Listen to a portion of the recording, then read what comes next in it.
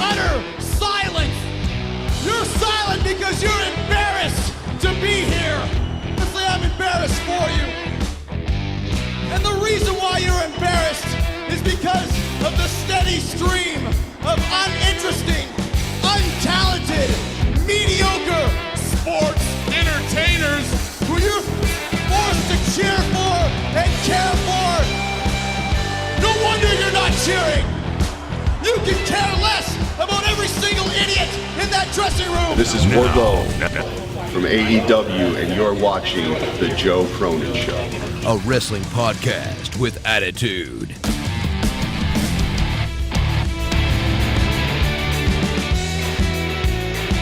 Ladies and gentlemen, welcome to Monday Night Raw. The review for March 29, 2021. What in the world was this show tonight, brother? Wow. I still am trying to figure out what the hell Matt Riddle was doing. I still don't know. I don't exactly know what in the blue hell.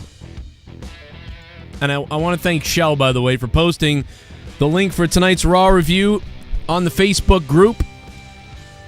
I posted it on the Facebook page. I'm still not sure exactly what Riddle was saying to Asuka, but, I'm sure we'll figure it out. Some kind of a botch. It was bizarre. I was trying to analyze it earlier, going back and forth in my own brain, trying to, go word by word, word for word, and I just couldn't grasp it really, and now I forget. But earlier I had a pretty good grasp of what it was. He sort of like bailed on, he's like, oh, I messed up, but then immediately realized, oh, this is a live take. Yeah, this wasn't taped. So because of that, it was like taped exactly. Yeah, so he they both had a look on their face like, uh-oh. Yeah, uh-oh, but he said, oh, never mind, I forgot what I was saying. Yeah, but he can play it off as him being a stoner, so I guess. Yeah, it works out for him, dude. It was actually really well done. Like, okay, he didn't need someone to say we're live, idiot. Like Jim Ross wasn't there to say we're live, pal. Someone's going to edit. Botch Club's editing that, right? Botch Club, are you out there on Instagram? That has to be happening at this point. We're live, pal. No doubt about it. But he realized it right away. He was like, oh, man, I forgot what I was saying. Anyway, later. It was like he immediately was like, oh, this is live, so whatever, later. I mean, he really is a dumbass, and they continually made him out to be one tonight. And, just because you're a stoner, now you have to be completely mentally handicapped in WWE's book. Right. Because, he's just beyond ridiculous. In NXT, he was that fun-loving, smoking bro, but he still had some common sense. Now I'm surprised he can get words out and feed himself. That's how bad it's gotten. And well, he lost tonight, too, so there you go. He's really out of it tonight. At least they did something in that match with Sheamus. I don't like seeing the champion lose, but it's a non-title match. They always have the champions lose non-title match. It was actually so a good match. It was a good match. It was a very good match. It should have been saved for WrestleMania. We could have had a build for it. Now we're going to see it again at Mania, and we've already seen it, and they don't get why no one gives a crap about Mania. Right. And the worst thing is, I don't know how long the match was, but it was a great short type of match. And not only that, the knockout that Sheamus hit him with looked really good. That knockout blow, almost 13 minutes. So, oh my God, 13 minutes, and the champion looks like an idiot as he loses straight up to a knockout blow by Sheamus. A huge knee, one hell of a knee. That knee looked like it was like, oops, I actually knocked your ass out kind of thing. It wasn't. It was a sell job, but it was just so well executed and sold on both ends. Right. Speaking of real hits, though, I called it right away. I'm like, Bad Bunny just sucker punched The Miz. He literally hit him. And I posted that right away in the chat, and I was like, wow. He nailed him. Punched him. He caught him. He wanted to make it look real, so better hit him than and at first they didn't play a replay of it, so I wonder if they had to see if The Miz was going to be mad or because afterwards then they started playing it over and over and over again. Well, I'm sure he would want it. Dude, if you hurt me, you better play it over and over again. Well, that's what I'm saying. So you better get something out of it. Yeah. But you could tell Miz was miffed at that. Well, it was a hell of a shot. It was really well done. It looked good. You know, it's weird. It's funny because tonight I had a weird sort of love-hate with this show tonight. There were, I would say like 65% of this show was enraging and childlike. But there were these other little things that were pretty good or like sort of entertained me in a way, but it was overall terrible.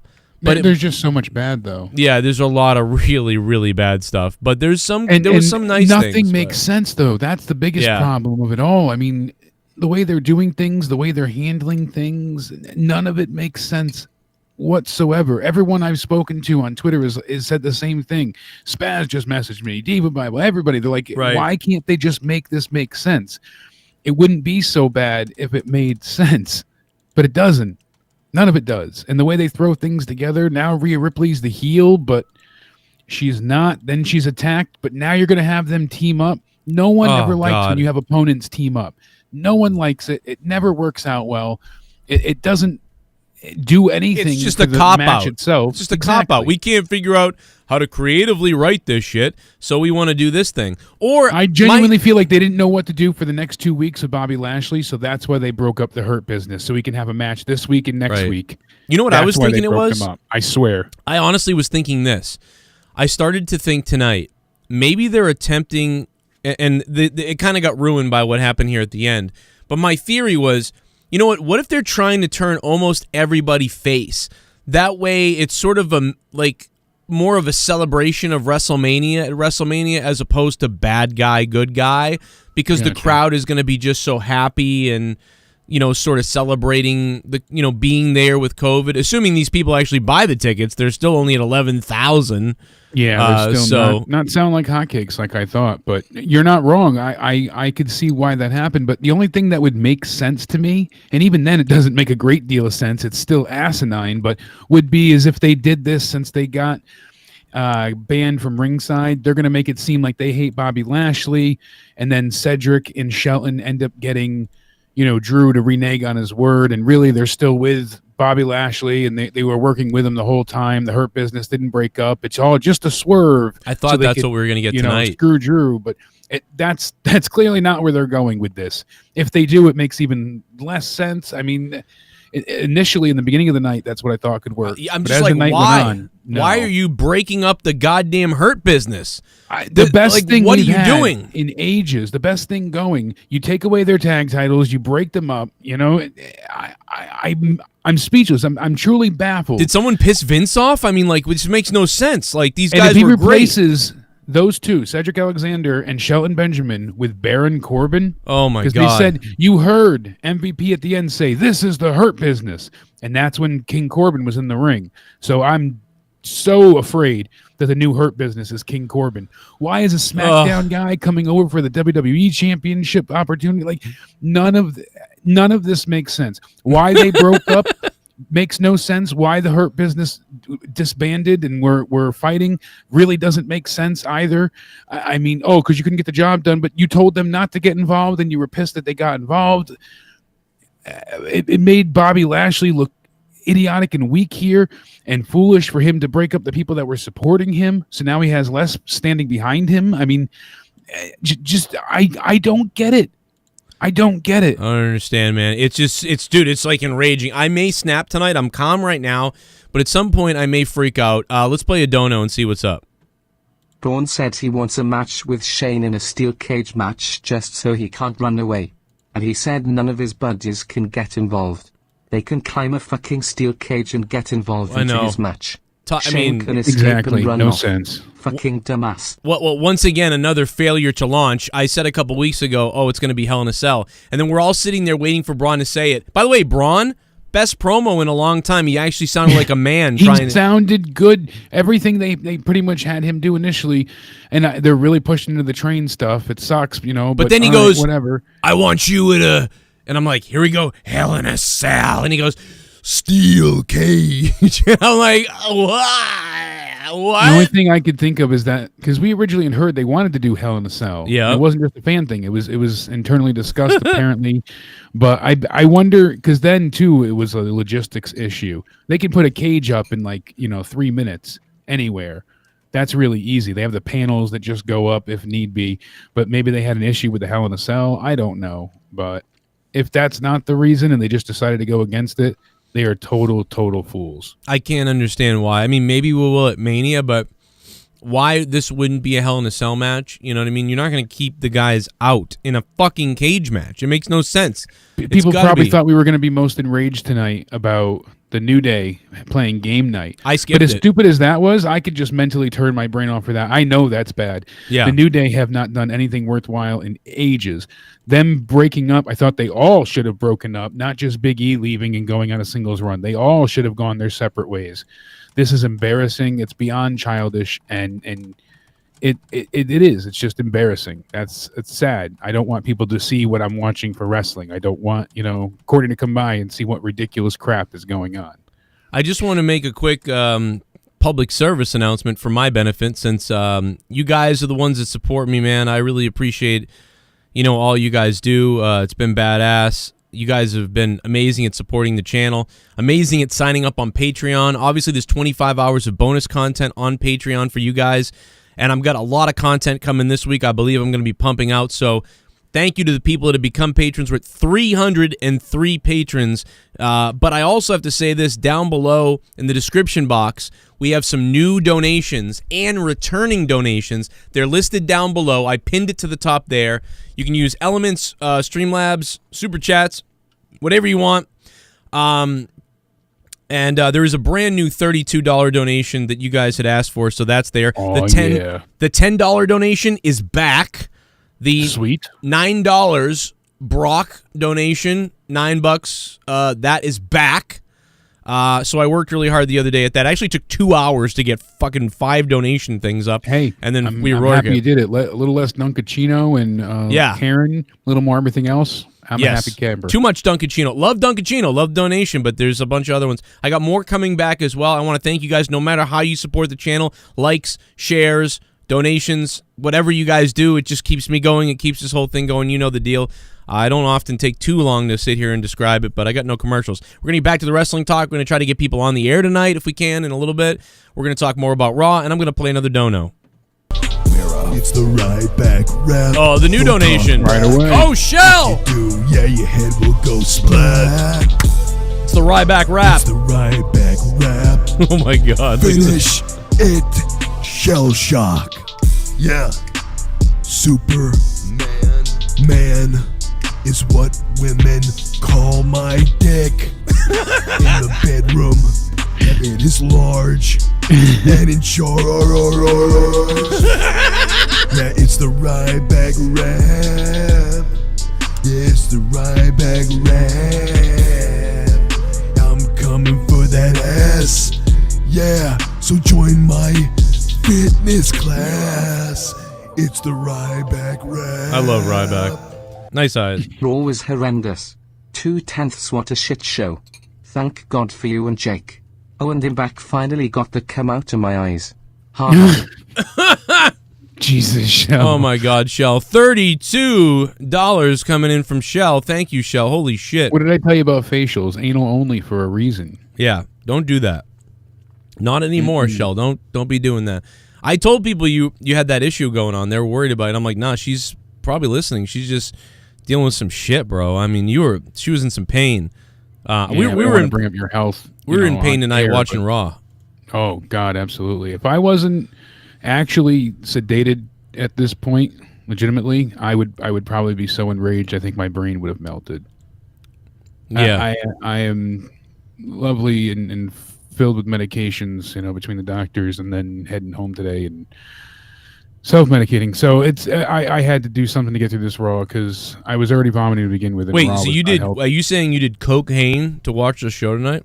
Well, on top of the heroin and the mescaline and the mushrooms. Yeah, just the usual, the little bits. Wow. A few edibles.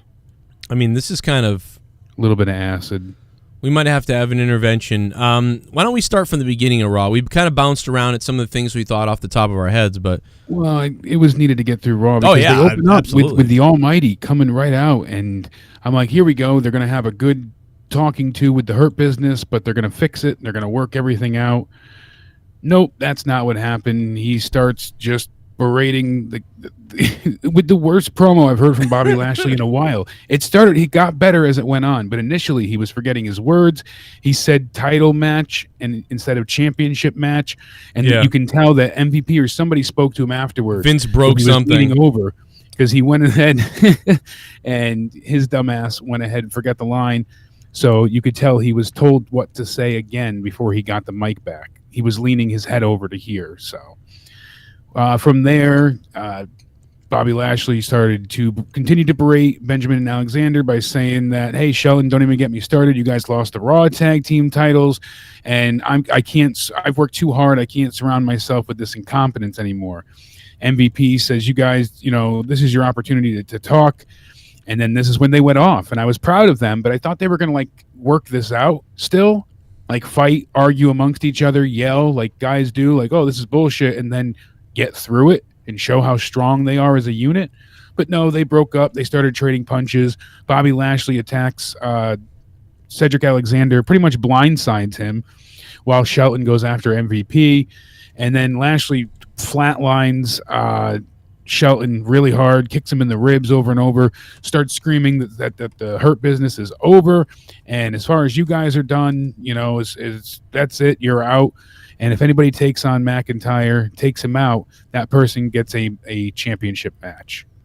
What in God's name was the reason for breaking up the Hurt Business in such an anticlimactic, boring, dull way that made hardly any sense at all? There's been zero infighting. You had this story where Cedric was trying to be the star of the tag team. That went nowhere.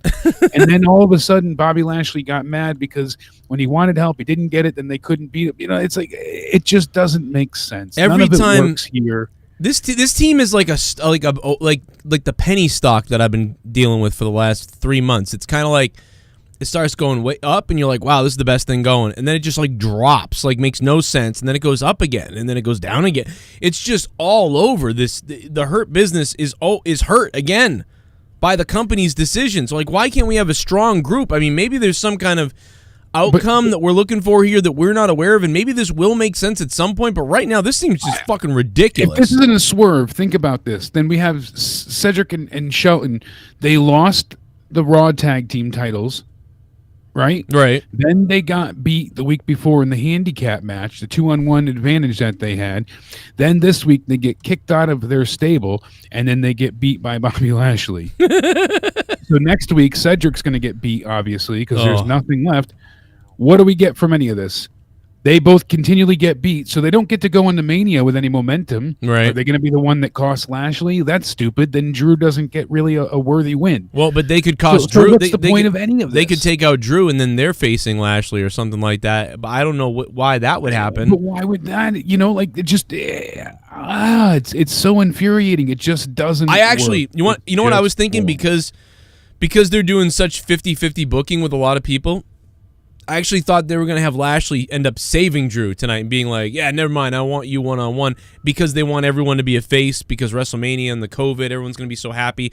Almost like everybody's a face because the crowd's just going to be so happy. Dude, the wrestlers are going to be emotional at WrestleMania. Dude, the wrestlers are going to be wrestlers crying. That's what I'm looking forward to the most, is a live audience. I wish they had a live crowd like that for TakeOver as well next week. Forget the crowd, too. As much as the crowd will be having fun, it's the wrestlers' reactions that you're going to be, noticing, them seeing a crowd. Finally, they can hear back from the fans live. Yeah, for it's WWE been over people, a year. It's been, 13 months with no fans? Yes, exactly. It's dude, this... AEW's had small crowds. It's still not the same, but it's better than the Thunderdome. Right. Yeah, and this is what you're going to see. Honestly, I know they needed to build towards Mania, but this took the focus away from Drew. You become shit bum. And Bobby. Shit bum. Nick. This show is horrendous. Why Arnia and Shane are getting involved in every women's title feud. It's not bad enough they ruined the Sasha/Belair feud 1/10. Yeah, I mean, listen, I thought their promo was pretty... I thought Shayna's promo was really good, but I don't know what they're doing. Nick Grasso with the $14.99. Thank you, Nick. What's been up, brother? Well, I mean, nothing about tonight made sense. Like we said, Matt Riddle is supposed to be the face. He got beat up randomly by Sheamus. Then he excuses it for him being in a bad mood. All right, he's just going to be this stupid, aloof, whatever, not give a care in the world. but then he gets beat by Sheamus and snaps and suddenly cares and beats the crap out of him like a heel, even though he's still a face. Like just nothing made sense. Like now, so either he's a losing poor sport that just snaps when he loses, and that's what brings out the bad character in him, or he doesn't care. And I don't know. It's ridiculous. The whole thing is just ridiculous. And especially some of the spots of this match were really good. It was a good match. I don't want to crap on any of this. They did well here. The white noise that they did on the apron looked fantastic. That was sold well. I'm glad commentary tried to, speak it up like it was something altering. That should have been the finish, though. Yeah. Really. It's well, I don't want to say that because what are you talking about, the Riddle and Sheamus match? Yeah, I love the way it ended with the knee. That was such I would have saved the knee for Mania and done the white noise on the apron now. I'm just baffled by Riddle looking dumb multiple times tonight. Then multiple times. Not in a funny way either. Then he takes the knockout blow in that match. I'm so confused because it's like, and then snaps like a heel afterwards, like a sore loser. Yeah, well, maybe they're flipping him. I mean, because because people are enjoying him getting the shit kicked out of him out of nowhere. So maybe he's going to be this clueless heel going forward, and Sheamus will be the good guy. I mean, that's the only thing I can think is that they're flipping him. I don't think so because they still have the Thunderdome cheering him, and that's their directed outcome. That's so weird, man. I mean, they made Riddle look stupid, and that match was good, and it just made Sheamus look strong. And I guess I understand that now Sheamus looks like a threat, but I can't stand when a guy, you beat the champion, but the title wasn't on the line. That's the most enraging It's always thing. frustrating, and then you beat the champion, but not for the title, so you don't. Now that's to get the title match, and then you'll lose the title match. What? But then, so that's he's going to lose. Odd. And then, I hate the way that's booked. It's very troublesome with all of this. But I like the way they got into the match with him Sheamus is like, I'm not dealing with your crap, and attacked him with a scooter last week. Yeah, that's what a heel would do. So I like the setup for this. They go to the ring, and you think. And then, again, with them appealing to children, this is why I know they're not turning him heel. When he flicks off his slide flip-flops, whatever you want to call them, there's butterfly, bird, colorful cartoon effects that fly on the screen now as well that they animated in. You know what I would have done, Jake? Sodomized yourself with the microphone? I'll tell you exactly what I would have done. Oh. Sheamus goes, nah, fella, I'm not wasting my time in a match with you or whatever. And then Riddle's like, come on, meet me in the ring, you son of a bitch or whatever. So then Sheamus goes, fine, I'll meet you in the ring or whatever. And then Sheamus comes out. And then Sheamus in the match, right as the bell rings, Sheamus gets in his face and they're talking. Then Sheamus backs off for a second, looks away. Then he runs and punts Matt Riddle in the balls. He hits him in the balls, takes out Riddle in the nuts. Ding, ding, ding. Now the match is over already. Then Sheamus laughs at him for a second. Then he jumps out of the ring, then bashes his scooter to pieces, and then just calls him an idiot, and then walks away. Okay, well, now you set up the match at WrestleMania. Why have a fucking match tonight? What the fuck was the point in that? That's what I'm saying. I would have just had them, attack, white noise on the apron, go, and then actually have the match and do the knee move to end the match that they had tonight at Mania. That would have been a great match for Mania. Yeah, we had tonight. Just have Sheamus continue to be fans. People would have loved this. Have Sheamus continue to be a bitch. Have him get disqualified. Have him do something dastardly, and have him break the scooter. And then all that. Don't even have a match, like you said. Just don't have a match. Just have them attack each other. Coming out, Riddle goes out to address the attack from Sheamus, and then Sheamus beats the living crap out of him. I just hate that they had to add colorful birds and whatnot. I know just they're have trying Sheamus their too. hardest to appeal to children, but they're using a stoner to be the one to appeal to kids. The message is so mixed in that point. I'm so confused. And you can have a reporter run up to Sheamus in the back and be like, Sheamus, what are you doing? Like, you've been attacking Riddle and all these other things. You're in the ring with him, and you're in a match, and why did you do that? And then Sheamus can just laugh and be like, listen, I'm not going to fight him unless the belt's on the line. I'm not going to just have some match with him unless he puts the belt on the line. I'm a prize fighter. Yeah. Because Sheamus is on a losing streak, too, so I get he needed this win. But why couldn't he have fought Ricochet? Mm-hmm. And then you could have just had Mustafa Ali Or probably Mustafa Ali would have been the better pick for Sheamus. Both heels, but you can make Sheamus go over, look really strong. Well, you could add Ricochet then, because then Ricochet's kind of a face, so then just switch those guys. I just figured Ricochet's first night back. You maybe don't want him to lose, but they had him lose anyways, so what does it matter? Hey, it's all right? It's all bogus. And I mean, Ricochet... It's all bullshit. We haven't seen Ricochet in months. People are up in arms. There's this ton of information coming out from Andrade. He did some interviews and some podcasts and all this stuff. And my God, I don't know what's true and what's not, but right. It's not great what we've heard so far. He's saying that her blood test, and this was already confirmed, is true. So if this was confirmed, it's hard to not believe the rest of this is not true, if you understand what I'm saying. What we heard so far was that her blood test, her hormone level was high. So WWE thought she was pregnant and pulled her from TV. Apparently, she didn't have COVID, according to Andrade. Really? She never had COVID. She was pulled for her hormone level being elevated.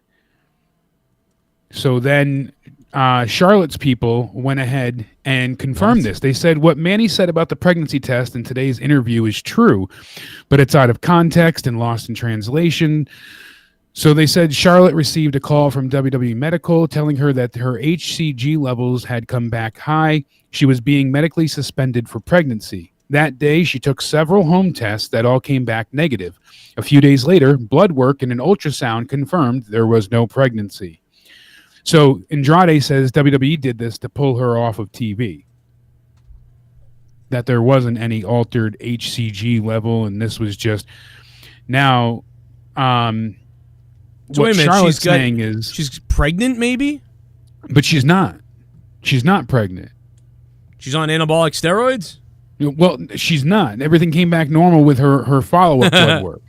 I get what you're saying, but really, it just looks like WWE altered something here to pull her off because she was standing up for Andrade, wanting to get his release. It just looks weird. Yeah, it's bad timing, no matter what. It's piss poor timing. So now Charlotte's camp. People, they confirmed this. This is not... So if that's true from the podcast, then all these other accusations that he also laid upon seems like, hey, this might be true as well. So he said the WWE doctor informed Charlotte to tell her she was pregnant. We went to the pharmacy. It was negative. They took her out of the story because they said she was pregnant. 4 days later, the tests were still negative. Damn. I mean, he's tweeting this out himself. Right. Yeah, well, I mean, listen, this reminds me of the Page stuff almost. Although Andrade's not like a toxic person like Del Rio really was, but it's just so... Shit bomb! Oh, shit. He said his contract was $3 million a year. A shit bomb. The Soundwave, 92! I will be honest, I didn't watch tonight. Whoa. But I did see all the reactions on Twitter, and I am really hoping the Hurt Business breakup is just a fake out. They were honestly the one faction that was worth anything in WWE. Well, if it is a fake out Soundwave, it's a little bizarre that they were really beating the shit out of each other. So it's kind of like, whoa, I don't know, man. I thought so too. I thought something's wrong with this whole thing. This is like some kind of setup, but then it led to nothing. If you're gonna take a beating and beat each other up, because what are you gonna fool with this? So at WrestleMania, if they run out, oh, we fooled them. How? You could have run out anyway. Exactly, So and they already said fool? that they can't run out because they took that. They shouldn't have never had the stipulation then. So that's why I said none of it makes sense. Yeah, none of this makes sense at all. Soundwave, I love you, brother. Good thing you didn't watch tonight. I will say one thing about tonight was there was a lot more interesting stuff to break down, even if it sucked. There's some things to talk about tonight, at least, even though they're bad. Most nights it's just I'm sleepy time. At least tonight, the only thing that I tapped out on, I went and took a fucking shower, and by the time I got up there and I turned with on the game night stuff, I suffered through it because one of us has to watch it. The second the New Day was out there with a goddamn Jenga blocks and everything, I went, nope, not even, nope, see you later. And I said, any of those Jake Paul, Logan Paul fans that watch this shit, this is the shit that they see this and they go, what the fucking loser people, they're not watching this. Shit bomb! And they're losers. Yeah. So Road Dogg is getting treated like a bitch at the hospital. I heard Tuesday he's getting taken out back and getting his spinal cord severed with a knife to his neck and wallet stolen, then his body Oh burned. my God, AJ Adams, good Lord.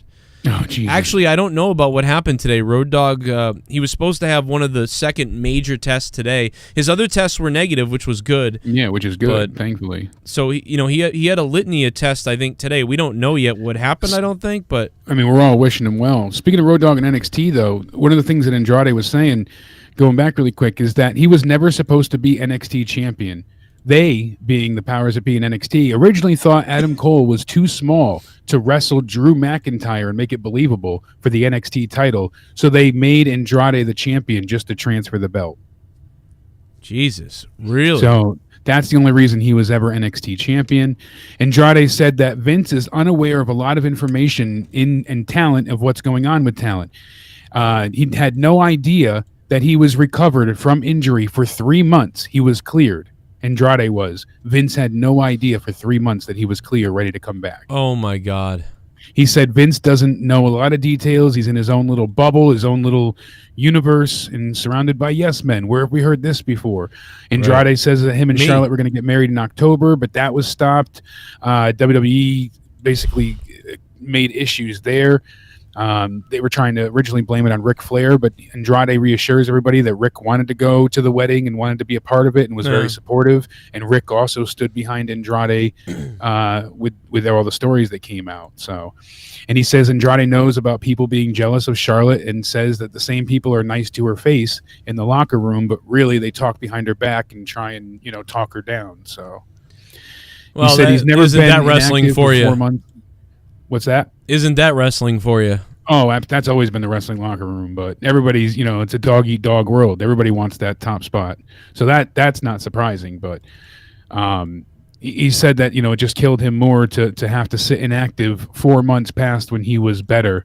And then he wanted to wrestle Ricochet when he got out of surgery. They wouldn't let him compete, and he's got so many offers, and then it seems like Charlotte might be on her way out too, so... That seems crazy to me, man. And it will be over the guy. It will be over Andrade and the way WWE handles things. WWE guy. When you look back, he was a WCW guy, even NWA more, and he would spend a decent amount of time even in TNA with Impact and stuff.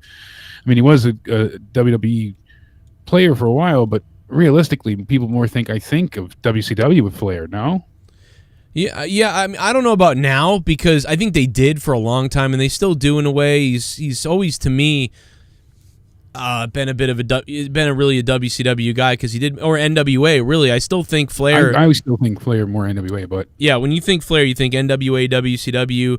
But when I don't know, he's been in WWE for what 2 years or about a year in the 90s, and then he wrestled in WWE for 5-6 years actively, and so. And then he's been a character on screen in WWE now for, 17 years, other than the 2 years in TNA? Exactly.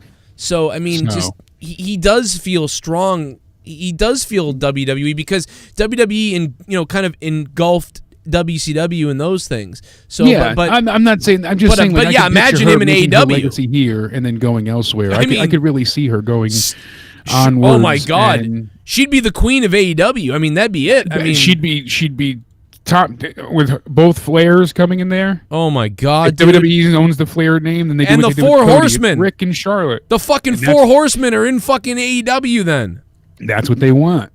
There's now Andrade apparently is signing with one of the Mexican leagues, either like CMLL or something down there. Everybody's telling me, especially T-Welsh, let you know, Taz put WTF when they had the whole Asuka botch with Riddle. Oh my God, that's so funny. Many people were just destroyed with that. And how could you not be? Like you said, I think they just messed up not realizing it was live TV. It's the best. He realized it's hilarious. Riddle forgot he was on live TV, then immediately remembered he was. And so it was actually really well done. Asuka went, okay, I'm just going to go to sell the way I was going to. And Riddle went, oh, I'm sorry, I forgot what I was going to say. Whatever, all right. I'm going to go away now. And Asuka's like, what the fuck? Two fucking wackaloos talking to each other. So it worked because they're both fucking whacked out of their minds. So it doesn't matter. Shit bum! Shit bum. Oh, shit, $10. Wait, why didn't that? A shit bum. That should have played. What's up, else. sexy beasts? I should have played something Lashley else. added a token white guy to the Hurt Biz knees.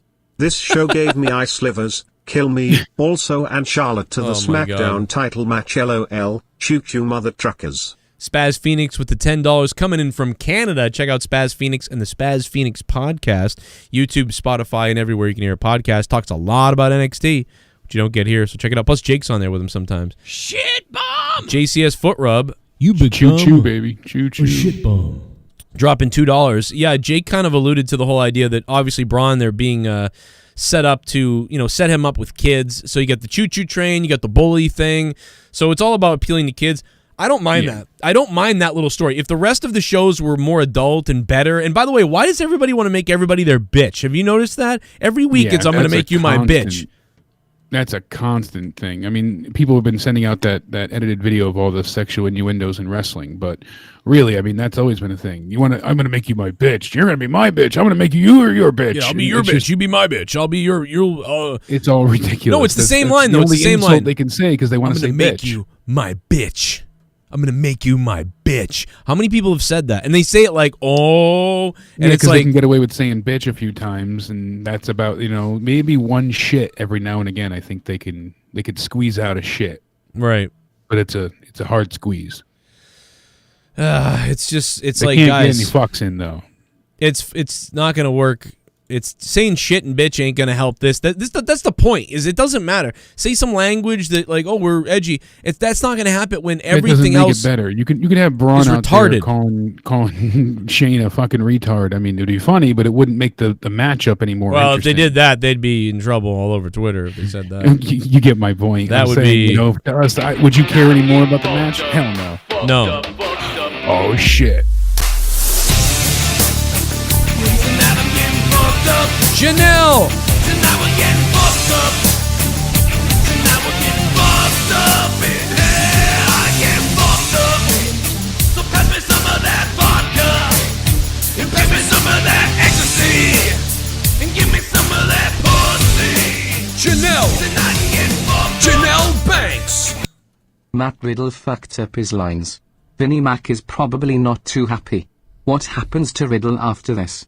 Backstage heat? Well, based on some of the stuff, Janelle, thank you, Janelle, so much for that $33 donation. That's the largest donation of the stream tonight, and as soon as I get a chance, you're going to be top dog up there. But here's the deal. I bet you, based on what we're hearing about Vince, maybe fucking Vince might not even known. For all I know, because Asuka and him acted so, visually acted the exact way they would have if they said the right words.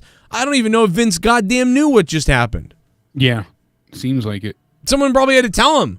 Vince, did you even see what? They probably just left it alone. Vince just probably sat there and laughed ha, damn, I love these guys. Meanwhile, someone sitting next to him going Vince, did you notice that it was a huge botch, Vince. What are you talking about? That was hilarious. It almost feels like that's Vince now. So and then Bruce Pritchard just be like, well, yeah, boss, it was good. Whatever. We're on TV. I don't know. I mean, but then he would notice something else where he flips out or whatever. But I promise you, he may not have noticed. He might not have. For all we know, he didn't notice. I mean, maybe he did. I'm sure he does kind of pay attention. Janelle, thank you for the $33. Let me drop another one. You don't want guys to fight in any match before their PPV match. Hasn't wrestling always had guys face each other before their big match? Yes. You want it to be kinda more like boxing? It would be kinda cool if you had to truly earn every match with win/loss record. No, I mean, diverse, you're right, but it's like, I don't want I just don't want it to happen so much, especially with champions. That's the thing, it happens a lot with champions. Championship matches especially, they should stay away from each other. The title's not on the line, they're going to lose. It's almost inevitable. Yeah. And it's not even so much just that in a whole. I mean, there's so much more to it. You know this as well, Joe. We really lack because it's not all just win-loss record. But, no, you don't want to see every match held off. But the marquee matchups or something that could have been built up big, you want to see those fights held off. So now we haven't seen Drew and we haven't seen Lashley yet. Okay, that's good. They're doing well there. Same thing with the other side. We saw them get physical, though, which is like step one or whatever you want to say. Exactly, which I'm okay with. But pretty much the rest of the card we've seen multiple times and in recent weeks. So that's the problem. Yeah, that's the issue here. And it would be nice if, Braun, and you're not getting it in a new way either. Basically, everything is pretty much the same. The stipulations have not changed, so it's not even I can say, "Oh, we're getting a brand new match." But we've seen Orton and the Fiend face off a half dozen times at this point. Now we'll get an actual match again, but how is this going to work with the Crispy Critter? We don't know. But the intrigue is all but gone for me at this point. I gotta say, I'm just not overly enamored by it I was. I gotta be honest. This is something I gotta put over tonight. This is actually a positive. I'm actually gonna tell Alexa you guys Bliss a positive. is acting? Well, no, Alexa Bliss did a good job, but also I thought she did too. Yeah. Randy's promo was great. Like I was like, holy shit. He kind of got a little Roddy Piper tonight for me. I went, wow, man. This that promo was really good by Randy Orton, man. He really was that was some good acting. Like, he was really making me believe that shit. I couldn't believe it. I'm like, this retarded stuff going on, and he actually built up the Fiend, and the Fiend isn't a man. He's more than that, and he's an abomination from hell. And I know what it's like to go dig deep down and make sure that the Fiend is out of my life once and for all. And I know what I have to do this. And I've none of these men compare to the Fiend that I've beaten at Mania before, and all the people that I've faced. And I've burnt you once, I can burn you again. It was just really good. I liked what they had to say with Orton. He built up the Fiend. They had Alexa build up Randy and the Fiend at the same time. So still, the story to me is less intriguing, but I'm interested to see what they do with the match. It's just not as fun as it was a few months back. It just played out for too long. That's this problem. So, as with most things. Peacock has apparently allegedly has 500 or something interns / workers, people digging through the WWE I heard it was 50 network. People. You hear 500. I heard 500. Somewhere in between that. Yeah, somewhere a telephone we got lost in the numbers. But whatever, there's a bunch of people. There's people, there are people. I would believe 50 more. I would believe 50 more. 500 sounds insane. Like, what are we looking for, Wonka bars? I'd believe 50. I will take your 50 over the 500. I bet you I just got it wrong when I saw the guy who wrote it to me. Nothing's been confirmed yet. I mean, they did take away the WrestleMania 6 stuff. Well, we do know they're looking through the catalog. We know that. But they are looking, but we don't know what's going to be taken away. But Yahoo they Finance are saying they are taking away some stuff. Yahoo Finance with a big article the other day, and they followed up on it today confirming more stuff's been removed. Yes, and on top of that, what I'm hearing is it looks like everything with DX might possibly disappear. All bra and panties matches, anything with severe cleavage or risque with the divas. So that's pretty much everything to do with the women from 96 to 2005. Are you telling me your choppy your PP is going away? That would likely be this is my God, dude, just cancel this shit. A lot of it's speculatory information. I don't know why they don't do what Disney Plus or Hulu, other networks do when they bring back offensive content and just put a warning before it saying, TV mature, or this is from a time when it was more acceptable. They did that for a ton of different shows on Disney. Remember, that was a big thing. People were complaining that they put a warning in front of it. Yep. Well, I'd rather than put a warning than take it away. Oh, yeah, dude. Put a warning in front of it. That's fine. You got to put a warning in there for the triggered 19-year-old puss fucks in this country now. So here you go, pussy fuck. Here's a little warning so your fucking head doesn't explode. I'm so sick of opponents teaming up before they face each other. Well, it's ridiculous. Why would Asuka want to team with Rhea after having table thrown in her face? Ridiculous. There's no reason for them to team. Fucking stupid as shit, bro. It's awful when they ever have. That was Alexa, one of my first thank complaints you. Tonight. Why do they always have these people team up when they're facing each other? Having opponents become, reluctant teammates is not entertaining. It's not fun. And flashing back to that previous statement really quick. Thank you, by the way. DX blackface, that's gone. DX blackface is out of it. Yep. Alexa, one of the funniest thank things you. ever. Well, here's the thing. I mean, if you look at the Roddy Piper WrestleMania 6, I mean, think about what he's saying. He's saying, I could be white, I could be black. It was stupid of him to do it, I get it. But his message was, it doesn't matter what color my skin is, we're all the same. That's literally what his promo said before the match. Well, that's offensive now because they'd say, we're not all the same because people are mistreated the wrong way. So him saying that encourages racism. So that's what. So that's actually is offensive everybody to people. To be alike means that you're racist. Yeah, if you say that, if you say no, Cody Rhodes even said it. Cody Rhodes said it to me, and on a different interview, Cody Rhodes said, I said to everybody, I don't see color. I don't see color. And then Brandy was like, that's what your problem is that you don't see color. you don't see the I discrepancies. recall us talking about that. Yeah, you're right about that. And Yeah, so he would actually 'cause be in we trouble used for to say, that. like, what is that? And that shouldn't be an issue. That should be the goal of not seeing color, shouldn't it? So everybody is equal. Oh no, we want to celebrate everyone's differences, but that leads to racism and divide.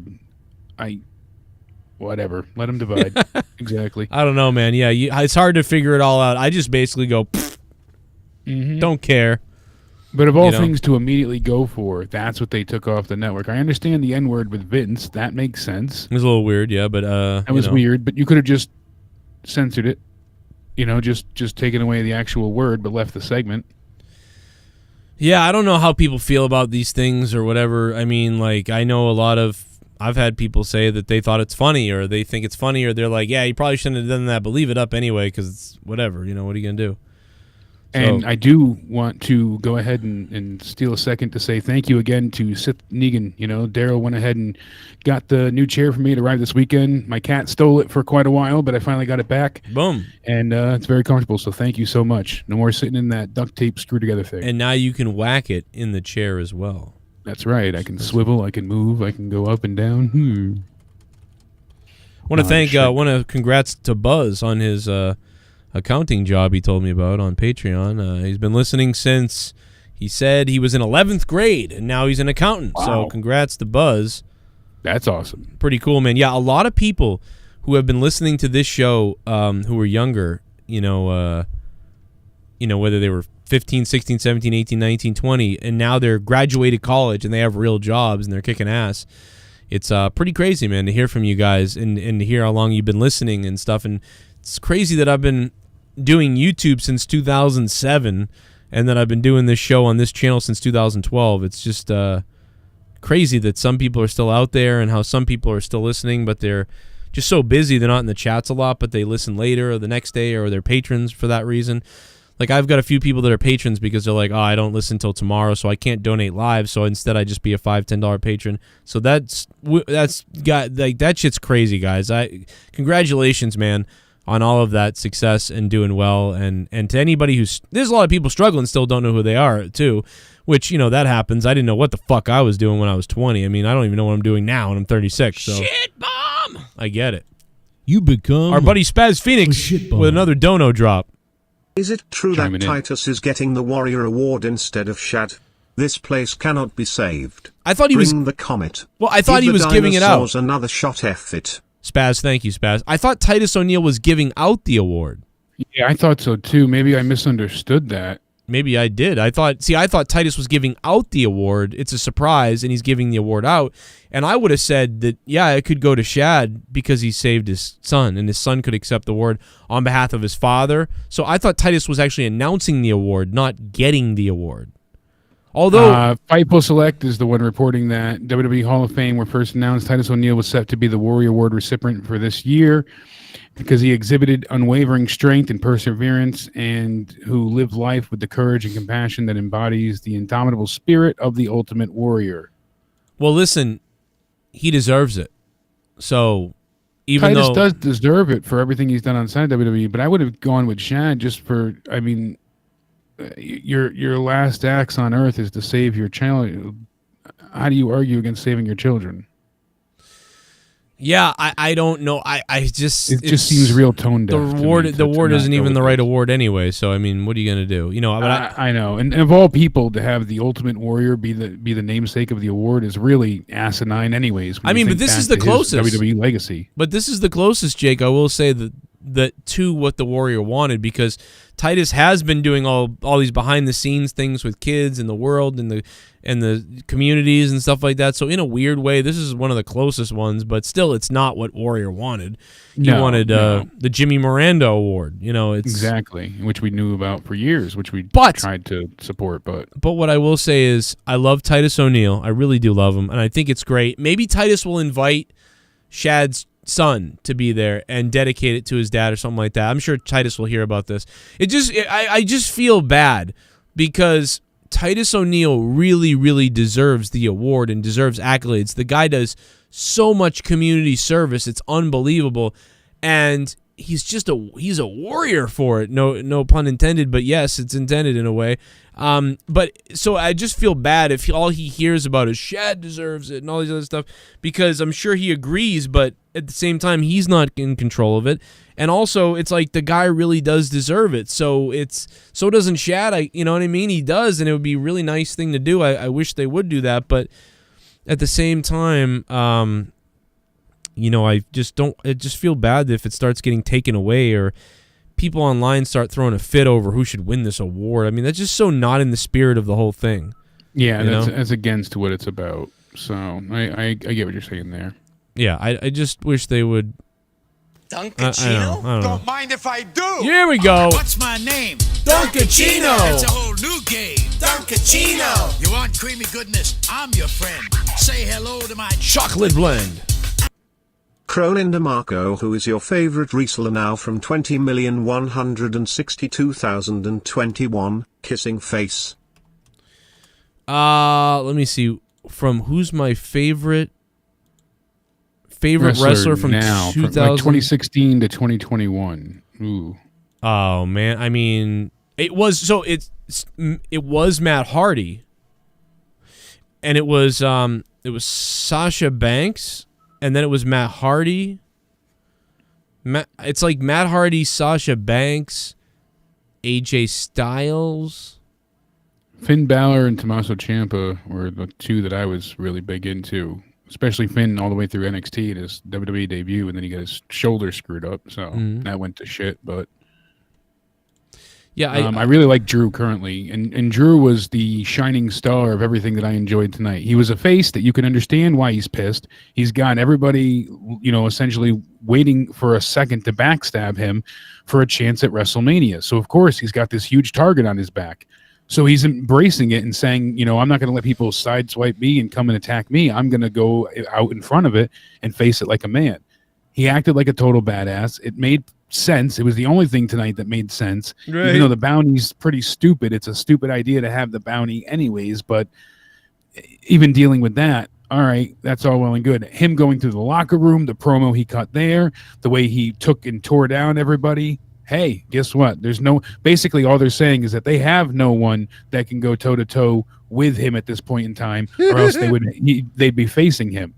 That's why they had Ricochet come back tonight. And the fans online have said, well, where's Ricochet? Where is, you name this person, that person.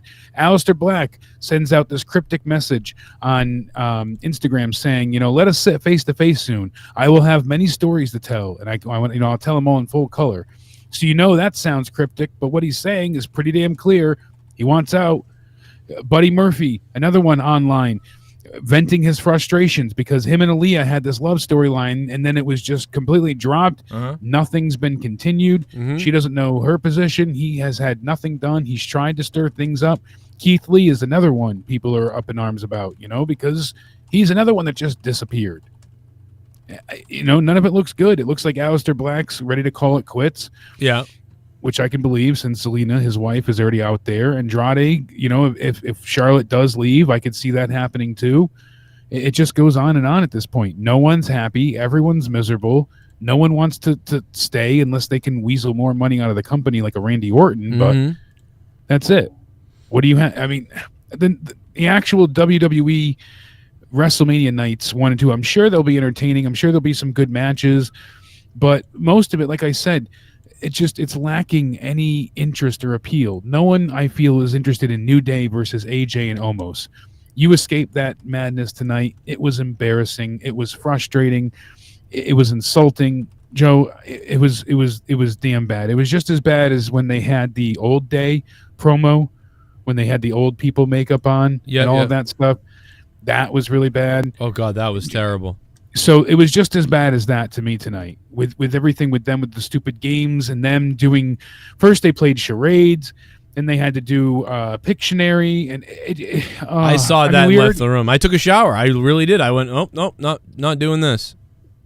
Almost like never guessed anything. That was the joke of it. Like he just sandbagged AJ.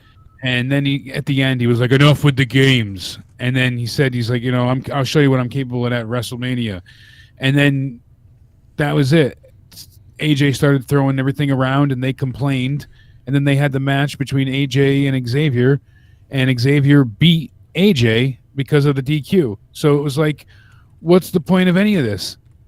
Why? Almost his first match is WrestleMania, so don't have him get physical. Just wait. Just if you're doing this, and you're just hold the horses. Yeah, it was. Everything was like this tonight. A total disaster. Like I said, I'm just insulted. The whole thing was just awfully embarrassing. It really was. And AJ, God, he's just phoning it in and cashing a paycheck. Yeah, I don't want to be the Last champion. year, he was going to face The Undertaker to retire him at WrestleMania if it was in front of fans. Right. He did retire The Undertaker, though. That was the last match The Undertaker will ever have, allegedly. We'll see. Never know. Never say never. But in this year, he's with Omos. Okay. And then you hear WWE didn't even offer anything for Stone Cold this year at WrestleMania. Okay, I know they're reliant on legends, but of all people to not ask? Why not have him host WrestleMania? Exactly. Why not include Stone Cold? For him saying he didn't get included baffles me entirely. Whatever, okay. And then, you had Sting saying that the cinematic match was very taxing on his body. He said, I would like to do more of those, but I came out of it in shambles. It really took its toll on me. It was 2 nights of filming, and that was pretty tough. It could be taxing on the body, especially at my age. It was 12 hours instead of being in the ring for 30, 40 minutes. I love filming. I've done movies and TVs. The tough part of it was all the hours and recovery time.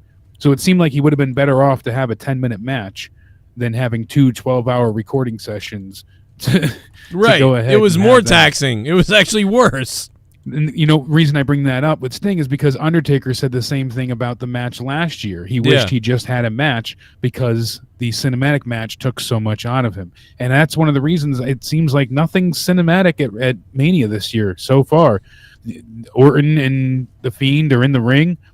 Bobby Lashley, Drew McIntyre, Sasha Banks, Bianca Belair, Roman Reigns, Edge, and Daniel Bryan, Asuka, Rhea Ripley, Bray Wyatt's burned fetus-looking face, and Orton, Mitch, New Day, and AJ and Omos. I'll get to that in a minute. Mitch says that ROH happened, and Vinny Marseglia and Matt Taven actually had a match, apparently at the PAL, which is which is the place I wrestled the bear. Yeah.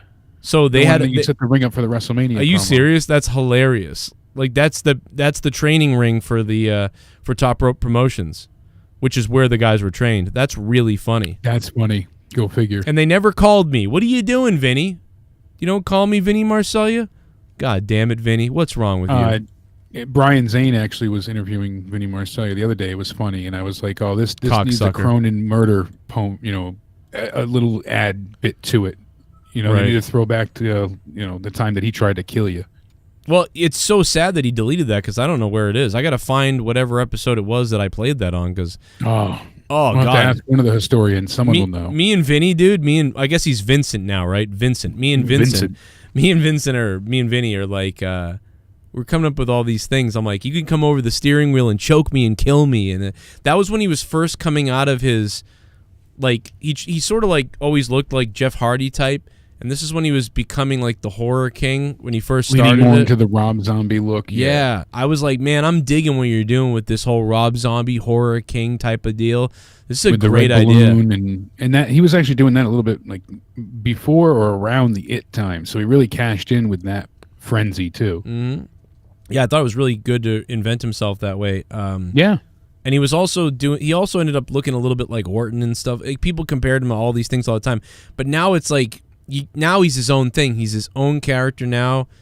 I just thought that was great. So congrats to them. I still think they do great stuff over there. And yeah, I have a lot of friends or a lot of acquaintances.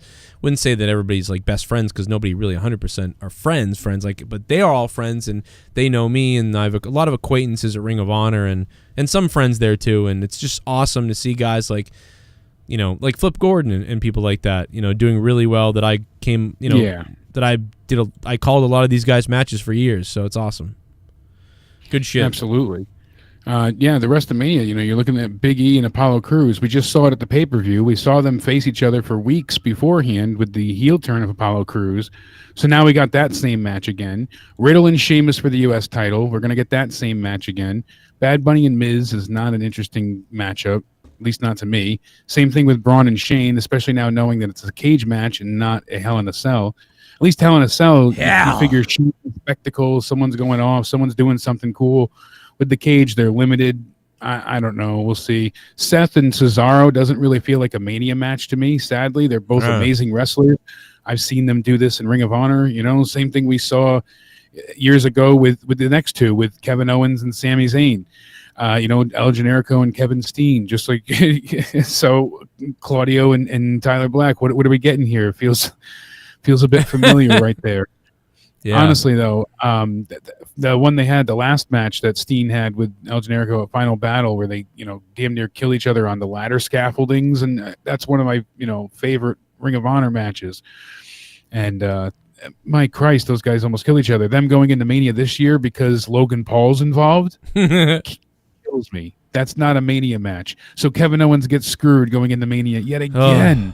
Because now he's going to be overlooked and outshined by Logan Paul being there. But some people probably feel like, listen, they weren't going to have anything to do. Thank God at least this is going on. I mean, I get it. Thank God. But why aren't these guys in a ladder match for a title? I mean, Sami Zayn realistically still should have been the IC champion at this point, and him and Owen should be having a hell of a battle for it. Right. But that's not the case, and now the only way Kevin Owens is going to get any attention from Logan Paul is if he hangs himself in the forest or if he's under 12 years old. Oh, I mean, really, that's what it comes down to. Who gives the shit about the Pauls? Kids, young kids. Right. Same thing with Bad Bunny. You know, he's got and I get that they're trying to branch out. It's fine. They've always included celebrities and stuff, but get things that matter to the world of wrestling. Right. It's just insulting. And then we still don't know about the SmackDown tag titles. The good old Dirty Dogs, I imagine they'll take on the Street Profits. We haven't heard if there's an Andre Memorial Battle Royal Giant Suckfest or if there's going to be anything for the women again. Remember they had their fallopian tube trophy? A fallopian tube trophy. Look at this. The good old days, Jake. The good old days. Ricochet versus Velveteen Dream, baby. That was such a great freaking match. What a good time, though. Like, just to reminisce about that time, the excitement in NXT, and all the takeovers becoming a WrestleMania. Each takeover felt like, and they just had their sort of renaissance period.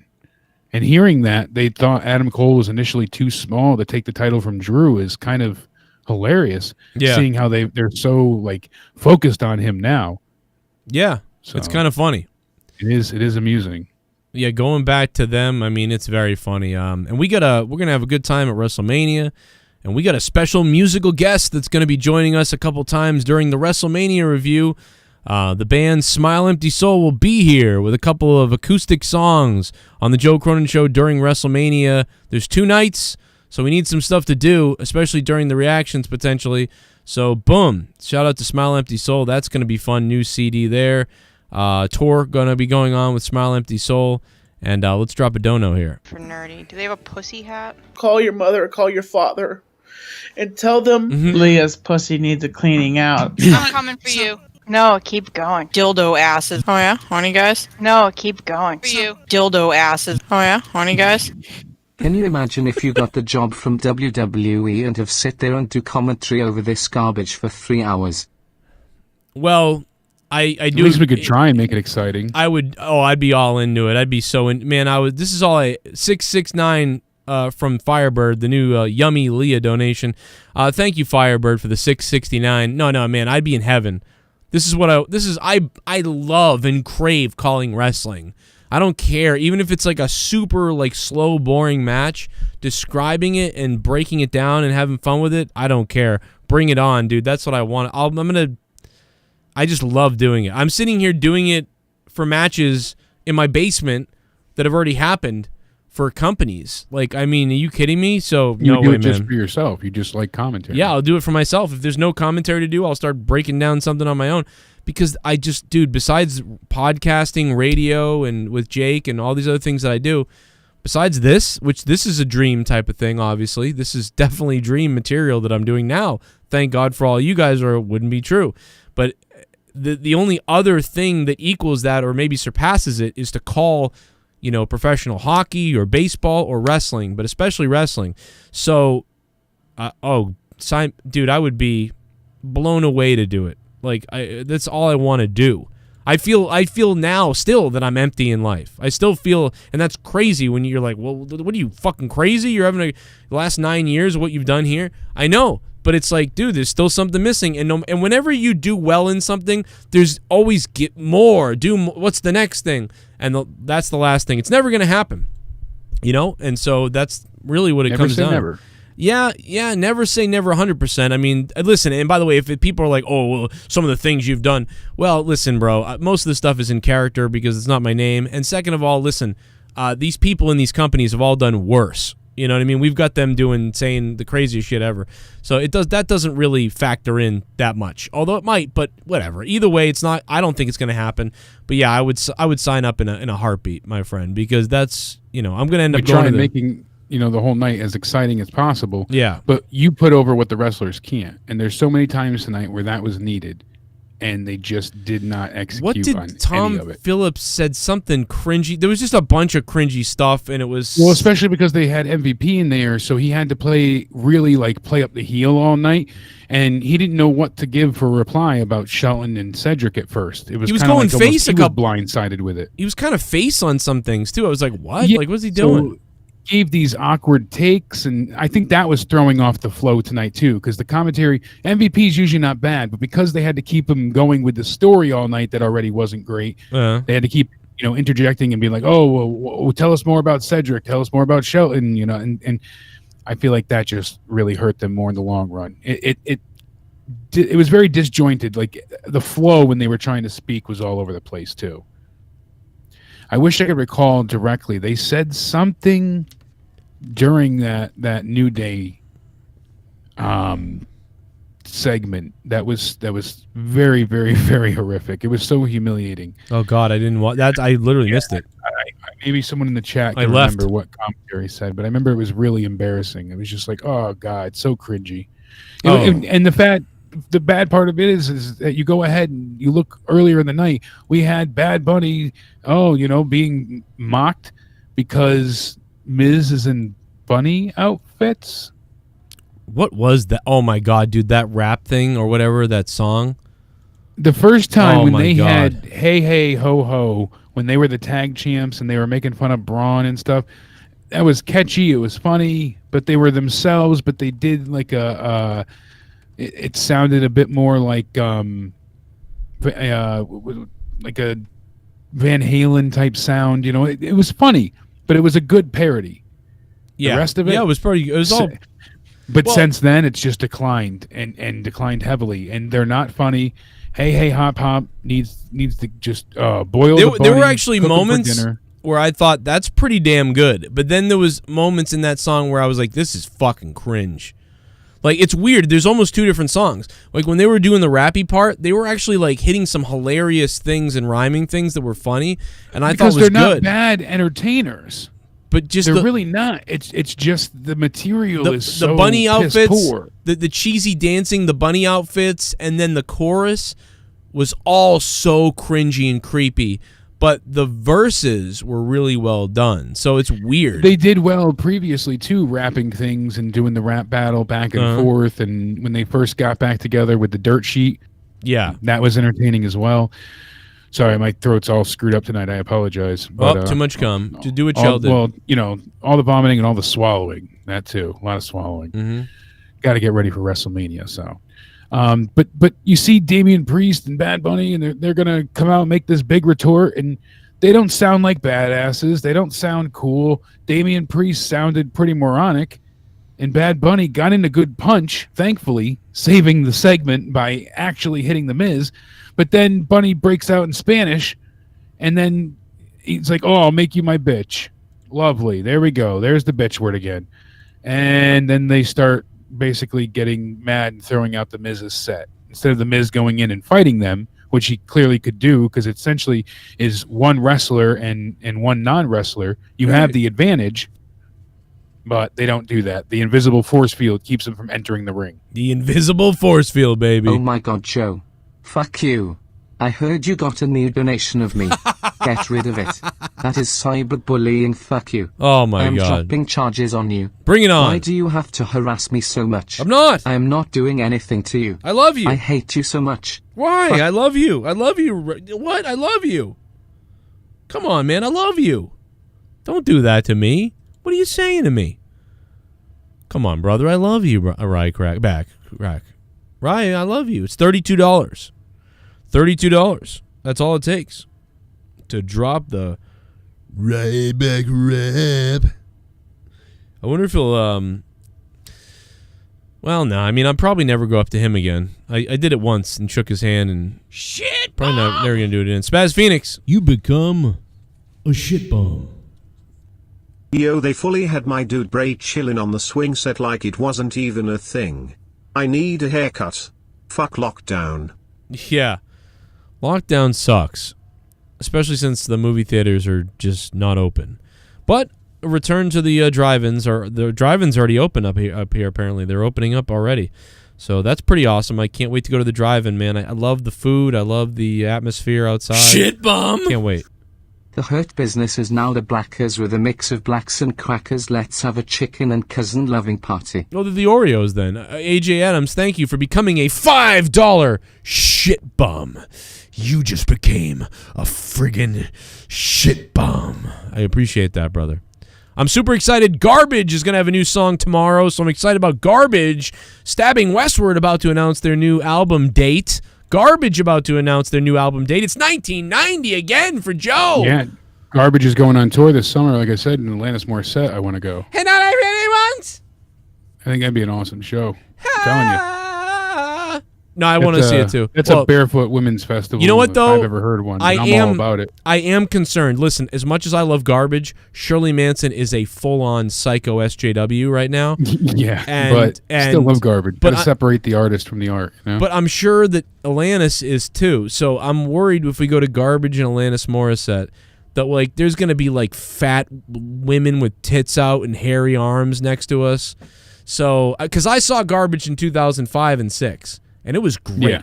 It was fucking wonderful. 2004 or 5 was the last time I got to see them. So, but oh my God, dude, with Alanis outside, I mean, there's going to be armpit hair and chicks with pussy hats. I didn't say Jewel was playing. Jesus. No, I think they're worse than Jewel.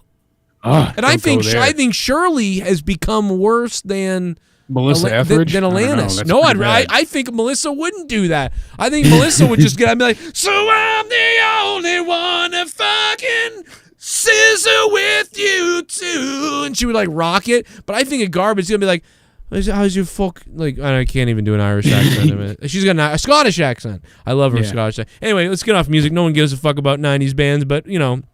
We do. Well, it's kind of amusing because Mayweather originally was supposed to fight Logan Paul. That was going to be happening relatively soon. Then no one gave a shit about it, so they backed out of it because they never actually signed anything. Ta-da! The Mayweather's camp is pretty smart. Obviously, that's why he's so damn rich. The rich keep getting richer. So Logan tried to find something else to do, got himself involved with WWE. But now Oscar De La Hoya is coming out of retirement, and you know, they want to have this big money match. Apparently there's word that they might want to do something with Peacock to host it, but that was only a rumor because other, you know, places want it as well. But if they do something, they might want WWE to be involved. And I don't know why they feel the need to get involved in any type of, you know, thing outside of the wrestling world. I know they're trying to draw in these fans, but these fans don't care about wrestling. That's the problem. Right. You're not retaining fans. Instead, build up your real stars that you have already on your roster, and then you will continue to gain more fans because the stories will be interesting, and the people watching will tell people to watch. Or do crazy shit. I mean, Jesus Christ. Like, other than Braun, you know, going into the Titantron thing and everything blowing up that time, that was pretty cool.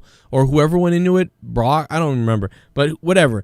The bottom line is, like, other than that, I haven't seen anything that, like, some kid would watch and be like, wow. I almost think, dude, I honestly believe that Shawn Michaels turning on Marty Jannetty in the barber shop back in the day is still better than most anything they do now. And that was around PG time back in the 80s or early 90s, 1991. Yeah, so it was early 90s, and they went ahead and were really becoming family-friendly then. I And that moment, worked. Jannetty was bleeding. He went through the window. It was shocking. The stuff now is like none of this shit even compares. Like it's not. It's all just so cookie cutter shit. Let's let the donos play. Here they come. Shell again. The $9 is back. $9 for a fuck. Someone donated 9. I'm getting hard. I got 9 inches inside of your wife. $9. I'm shooting my semen to the ceiling. I'm coming and my balls have turned blue. $9. Suck my dick. $9 for a fuck. Just 'cause I missed this Dono, one of my faves.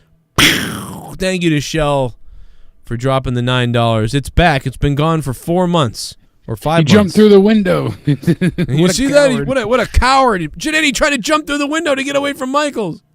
What a coward. January 12th, 1992. Ooh, 91. I was off by a year. Sorry. I said 91 as well, so I was wrong as well. Shit bomb. You become Dana Brooke. a shit bomb. Dana Brooke, more face work than Kevin Nash's knees. Ooh. Mr. Pico Boulevard. It's too bad because Dana Brooke, man, when she first originally came in NXT, did that little spinny thing on the ramp and danced down to the ring, I went, damn, this girl's fucking crazy looking. Like, I love this chick. And then she just got more bizarre looking. Like, I mean, but I still think she's great. I don't want to talk about her looks. Like, I think she's good. It's fine. Fire She Bruce looks different, Pritchard. though. Since this cocksucker took over, Raw had been unwatchable. For God's sake, Vince put Triple H in charge of creative. It beats NXT. NXT stories are way better than main roster. Oh, you know, Vince McMahon doesn't even trust Triple H with the talent at all. So, I mean, he's not going to do that. And Vince has been involved changing stuff on NXT recently, too, we've heard. That's all he does is change Triple H's shit. So he's really not going to give him full access to anything if he doesn't trust him to even run NXT. Right. I'm sure he views Triple H as not a failure, but as, you know, Needs he's help. losing the war. That's something Vince must really despise. He's trying to learn. I mean, think about it. Vince Shit hates failure. bomb! So. You Right. become a shit bomb. Kind of like Trump a little bit. I could care less, don't watch, just love you all after the show. Oh, man, look at that. Tim Salahai. Tim Salahai? How do you say your name? I'm dumb, Tim. Yo, Tim, thank you, man. And listen, if you want to see more of me, make sure you guys sub to my other channels, Shame on News and Corrupted Nation. And remember that I'm live Friday night with Monetize This, and that's just a party. You got to be there for that. And Corrupted on Patreon. Get on Patreon.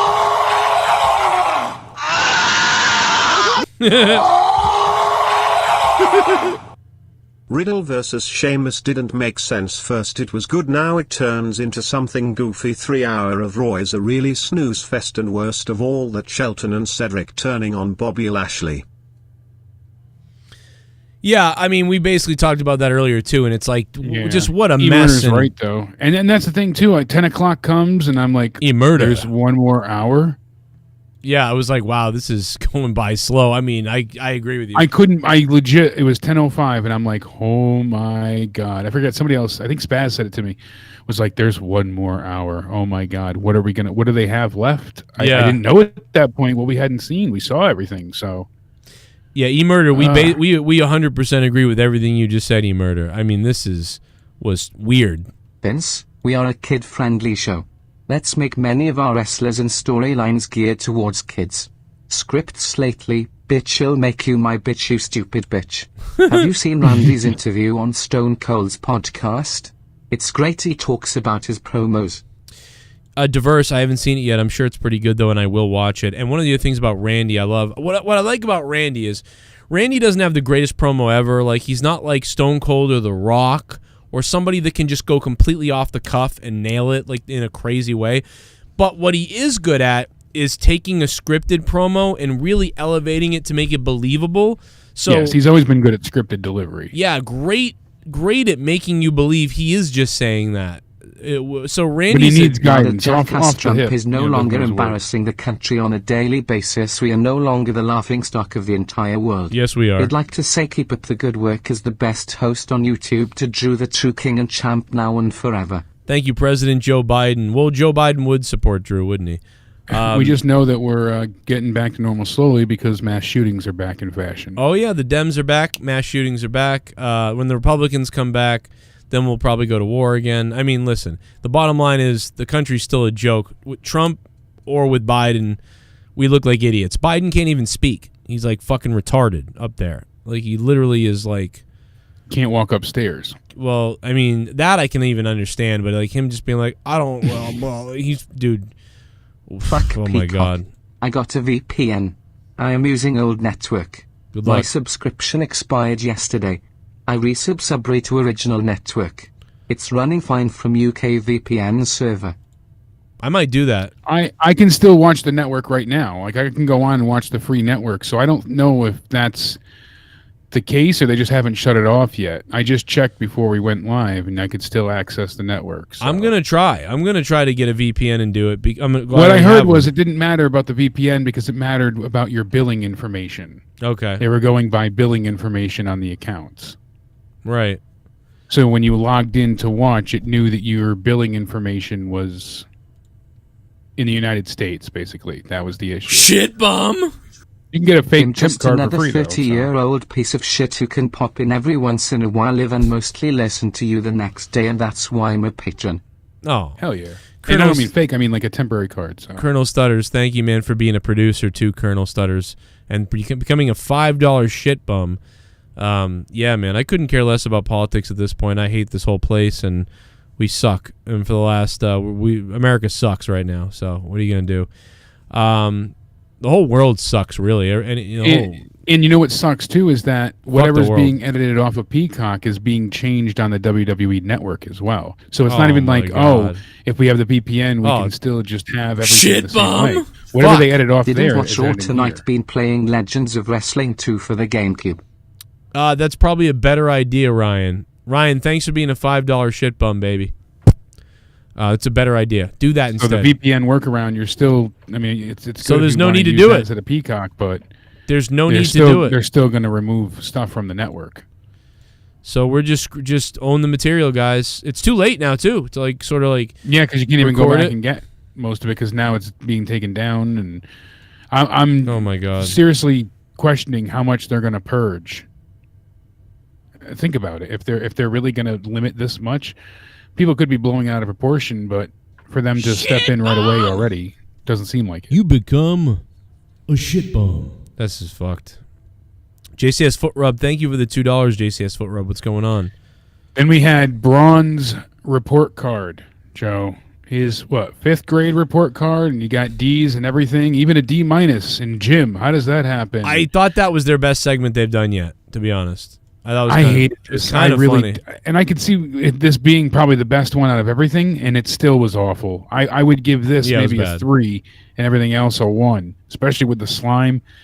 And it, of course, has to lead into a match against Jackson Riker. Yet again, Strowman does the choo-choos, goes around the ring, running power slam, usual crap. And then I told you forgot that I could pick the stipulation. Why would Shane forget that? And why would Shane offer that if he's been the one that's so smart masterminding all of this? So that didn't make sense. And I don't know. The cage match was such a, just wet fart of an announcement. Out of all the things they could have done or do something different here, they could have done a walk the plank match for Christ's sakes on the Walk use the the pirate plank. ship. Do something different. And they did Anything. nothing. Nothing was done. Randy Orton, like you said, his promo was good, but I laughed at the Shane thing. I don't know why. It was my favorite one. I don't know. Maybe I was in a goofy mood and it just hit me right. But it was so dumb and like ridiculous that I was the report card thing. And the way Shane, I like Dumb and Dumber. I like Dumb and Ridiculous. This to me was like the stupid kind, not the funny kind. that's what it has. So- It has been that way the whole time. But like for some reason tonight, I just accepted it. I don't know why, but I did. And then Braun was actually decent on the mic for once, and I went, Yeah, wow, he that's was better. good. So I give he that. was out of breath, but he was good. I think that was their best segment yet. I'd probably give that a 5. Probably give their other shit below that. But either way, not good. But you know, I would go like 3.5 for that and a 2 for everything else. So then from there we have the Miz stuff. Like I said, hey, hop, hop. Let's never do that again. Ugh. We had Bobby Lashley challenge Shelton Benjamin. It was less than a 5-minute match. So you broke up the Hurt Business to go ahead and have Shelton pass out to the Hurt Lock. Did they do something wrong? I mean, like, it just that part makes no sense. And again, like you said, if it's like you said, did they do something wrong? Did they get pulled over for driving while black, or what happened here? Something went wrong because these guys feel punished. And then if they're going to be a swerve and show up at Mania again, like we said, well, it's stupid. Why? Because it doesn't line up. Why beat the hell out of each other? Why choke Just until show he up passes anyway. out in a match and have a match next week? If that was the case, you could have just hit each other with a chair once and been like, oh, and then still made it look believable without killing each other. This doesn't make sense at all. And then for Shelton Benjamin to hit pay dirt and get an almost 3 count on the WWE champion, what are you doing? You're supposed to be building up Bobby Lashley. Instead, you're making him look more and more like a beatable champion, like someone that can't get the job done without people behind him. That's not the story they should be telling with him. He should be the ultimate destroying Terminator machine. Everyone should be afraid of Bobby Lashley. Hey, not to... Instead, I think they laugh at him when he comes because he's either asking for help or bitching if you're trying. When he comes. That's right. I mean, that was we talked worded... about the AJ shit. You know, that was just as bad.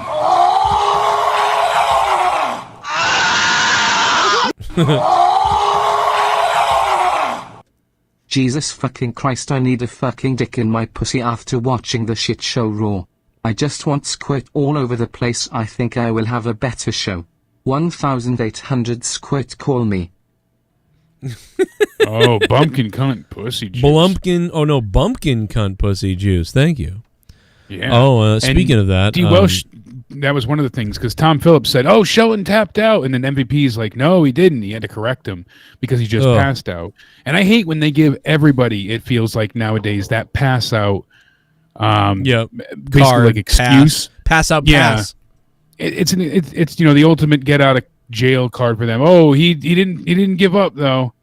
That should be so reserved and saved for that very, very rare moment, like the Austin turn, you know? A shit bomb. Right. Be aware Jake's adult films fan only or something.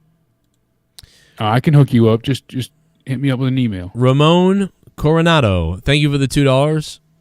And yeah, anytime you want, Jake can show you his nipples, bro. Yeah. Coming it's in with the dose. Countdown ended. BBC Lover 69 at Gmail. Ooh. You're still into the BBC stuff? I know WWE has been PG for a while, but I'm just convinced they're full-blown catering to kids now and don't give a shit about the older demographic. I will say though, I've heard kids in my class and at school talk about Bad Bunny and WWE. Jesus. Robbie Hyde, I think you might be right, brother. Yeah, BBC, Big Beautiful Chicks, right? Yeah, Big Beautiful Chicks. All right. Yeah, ladies. Bring I'm it on, definitely ladies. the BBC lover. Let's go, ladies. Oh, you want to see it? Yep. WWE wants us to see it, that's for sure. Robbie Hyde, thank you, Robbie Hyde. And yes, I just Thank you, Robbie. Mitch Brandenburg, I just got your tweet, and I do see that is the PAL from Top Rope Promotions at Ring of Honor. Yeah. Pretty cool. You become a shit bomb. Cronin DeMarco, what's your favorite WWF PPV event? Favorite pay-per-view event ever? Royal Rumble. Oh, like the pay-per-views themselves? I guess, yeah. Mania, Rumble, SummerSlam. If I had to pick one, God, that's. I'd go Mania impossible. first, Rumble, then SummerSlam. That's a good call. I like the Rumble. That's always been my favorite. It's fun. It's really fun when it's happening, but after it's over, it's kind of like, oh, okay. And like, yeah, but WrestleMania holds up thing. more to me, like, but. I agree with that. Yeah. I'm just more of like a in the moment type thing, especially with how Raw put us to sleep. Oh God, I mean, I was hoping. I mean, for everything that they have, night one is kind of feeling like a skip night of Mania. I mean, we'll obviously be watching, but it's just not as interesting as night 2 is stacking up to be. Essentially, I really hope they spice a few things up. I mean, next week we're gonna have Nia Jax and Shayna Baszler take on Asuka and Rhea Ripley. 2 weeks from WrestleMania, Asuka and Rhea Ripley just agree to have the match. We don't even really know why. Rhea just got the match opportunity because she debuted. They said go for it. Okay, not going to argue. And then from there, they sign the contract. Now they're going to team up to face the the WWE Women's Tag Champs who don't have a match at Mania. The Women's Tag Team Champions, they might be facing Lana and Naomi or Natalya and Tamina or Dana Brooke, and maybe it'll be this multi-woman match, and that's what they have with all the women, to have them do something. Right. I think that's what they're going to end up doing with all the women that aren't booked right now. I think they're going to have a multi-way tag, like elimination over the top rope match for the belts or something stupid. It feels like that. Yeah. Happening. Night 1, they have a tag team eliminator. Night 2, you get the match, and both are on the kickoff show, or they just do it all in one night. It's a good way to get. It's a good way too to get all the women on the card. Then you get the tag belts. What are they going to do with the men's tag teams? I mean, like, it's just like there's so many dumb belts and everything is stupid. So next week's the go home show, but we got the contract signing tonight, and the match, officially announced, and then they announce a match for next week on Raw. Yeah, that makes sense. Okay, I get it. But we still don't have Nia and Shayna defending their titles against anyone at Mania. And how does this build the feud for Rhea and Asuka whatsoever? And answer me this, because a few people have said it, and the more I look at it, I can't. It's like one of those things where once you see it, it can't be unseen. Yeah. Isn't Asuka like just a really racist stereotype of Asian people? I mean, it really feels like they're telling making her play it up, because she doesn't act this way on her YouTube channel and other interviews and things. It has to be obviously something. She's Vince eccentric. I think to play devil's advocate, she's eccentric. Did you just donate to Joe? Thank you for the donation. If she's asking people if they want to eat dog with her, like, then maybe. I'm going to feast myself in the bunghole. Ooh. Alrighty. You fans, I gave you everything you turned on me. And piss in my face. Let's get with this, Rory the EU. Bad Rabbit looks like my 6-year-old niece Trunny. Riddle has a small cock, I bet, and scenes views and is a begging fag gut. Oh. Admitted Sean. Oh my God, the wrestling Jesus there. That guy there dropped our money there. The real flashback there. And I don't care. I'm not saying like, oh, it's a big deal if it's wrestling Jesus now. Listen, I think you killed Sean Wrestling Jesus. He's gone. I haven't seen him in months on YouTube. He's disappeared. He took off, Joe. Yeah. He ran away. Well, CM Punk did not One debut criticism at AEW I have Revolution. of tonight's show was when Lashley came out to face McIntyre, and then when it started to maybe get good, they went to commercial. Holy shit, fucking kill me. It was a little bit good there at the end, too. And then Lashley's, I love his entrance at the beginning of the show. Man, that fucking lightning entrance is fire for Lashley. It's great. It's a great entrance and package. I just don't understand why they ruined the group and broke apart the stable. And the thing with Asuka, like I was saying too, I don't think it's like insulting to me. I think it's insulting the way they present her. Right. I don't think it's like, oh, it's bad because it's racist. No, it just seems like they're making a parody of Asian people. Like that's really how it feels. It just she goes, oh, and well, that's what we get. That's literally what she said tonight. Change your billing address on your network account to a UK address. Stone Cold giving people a finger is censored on Peacock, but it's not on original network. What?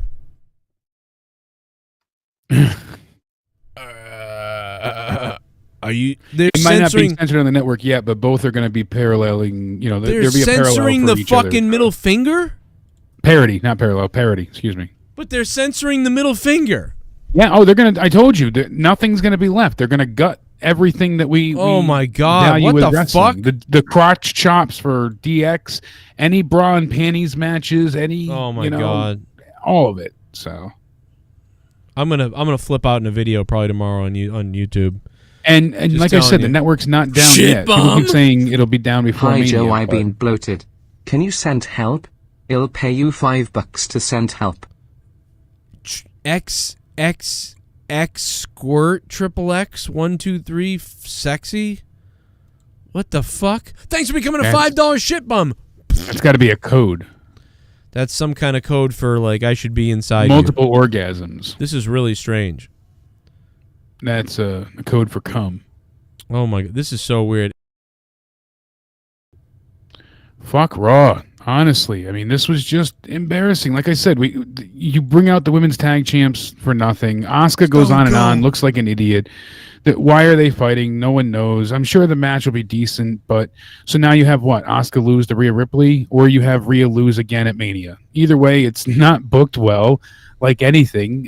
It's just, it's upsetting. The best things of the night was definitely Drew, to me, the way he acted like a legitimate badass and continues to seek his revenge on everyone and stand out in front of the challenges that face him rather than hide or attempt to let people come to him. So at least his character is developing, but he's the only one. If it's not in the main title picture, they forgot about you. So I would give this show a 3 tonight. Oh my goodness, a 3 from Jake DeMarco. And I'm going to go ahead and do about the same. I'll give it a 3.5. All right, I'll give it a 3.5. Raw, that is your Raw review. Jake, I love you, brother. You have a good night. I'll talk to you soon. And to everybody else, you stay sexy, baby. I'm going to be live tomorrow. I'm going to try to take your calls, guys. There's a lot of people that want to call tomorrow. And I'm going to try to get you guys on the air. And I'm going to try to get the Discord working. So anybody that wanted to get on tonight, I'm sorry about that. We will get you on tomorrow and on Out of Nowhere this Thursday night, too. Guys, thank you so much for the donations. Janelle, Shell for the new $32 donation. Everybody else who's been donating, thank you so much. And right now I'm just going to be playing a match dedicated to my brother, Nick Steele. Rest in peace, Nick. He passed away just over a year ago now. I used to talk to him on Facebook all the time. He was called so many of his matches here. And, you know, obviously talking about the PAL, this match took place at the PAL. So shout out to Nick, man. He's got little kids he left behind. It's a whole sad thing. Mind if I do. But I love this guy, and I'm going to play this match. My buddy Nico Silva, may see him in Ring of Honor soon, too. There has been a COVID-19 outbreak in a nursing home in Lincolnshire, UK, where the residents have all been vaccinated. BBC UK. I just saw that, James Mesner. There's a huge breakout in a nursing home in the UK. And all the people there had already been vaccinated, and there's a big breakout. So I don't know what the hell that means. But take that with a gloomy grain of salt. But it's not looking good from what I read. I wasn't going to bring it up here, but you did. And it is not looking good. James Mesner, listen, brother. I love you, James. Thank you for that dono. For those sticking around in the chat, I'll have some conversation with you in the chat right now while I play the match. And give some love to the Beastmaster, the Nightmare, Nick Steele. And look for Nico Silva, man. He's next. I called everybody else, man, from Flip Gordon to TK O'Ryan to Vinny Marcellia to Matt Taven, Mike Bennett, and on and on and on the list goes. And these guys, man, Nico Silva's up next, brother. I'll be in the chat. Ship the Nico Silva brings here. We've come full circle. One of the men that trained Nico Silva, the man that had a heavy and huge influence on Nico Silva. Trained in this very building by that man. And now referee Tony P is admonishing Nico Silva that he really needs to put this protective mask on. And that's part of the agreement, I believe, for the doctors and competition here to take place because of that damage. A lot of people know about injuries like this that could happen if you're not wearing protective gear. When you have an injury like Nico Silva, and he's about to take on his trainer, one of the men that mentored him in Nick Steele.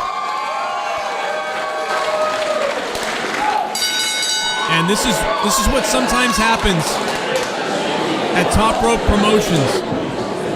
A lot of guys here are very smart, have trained a lot of men that have had much success around the world in the world of wrestling. And you got to go through them many times to be successful in this business. Oh, Nico, wait a minute. Now he is discarding the mask. Nico just throws the mask aside and goes after Nick Steele. Nick Steele knows the weaknesses of Nico Silva. He knows it's one of those things where you train a guy, but you don't quite teach him everything. You hold a little bit back for yourself sometimes. And now again, Nico Silva being made to wear the protective mask.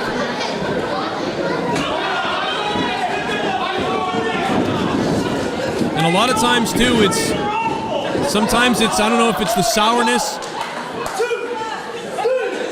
or the desperation to hold on to things when you're a veteran like Nick Steele. Whoa, what a shot there, come on!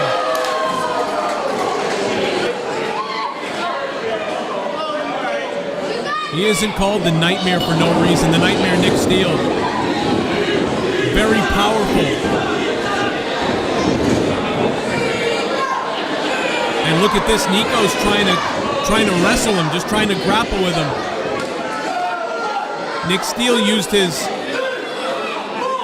vertical base and his positioning to lower down Nico and back him up into the corner. Oh, the champ with a shot right back at the teacher. Tell you what, regardless of what may be going on here, Nick Steele saw something in Nico Silva, and he knows how dangerous Nico Silva is. He knows what this guy can be and could be and continue to be. To see a student rise to become the heavyweight champion of Top Rope Promotions, to be on top. And this is the old guard, no doubt about it.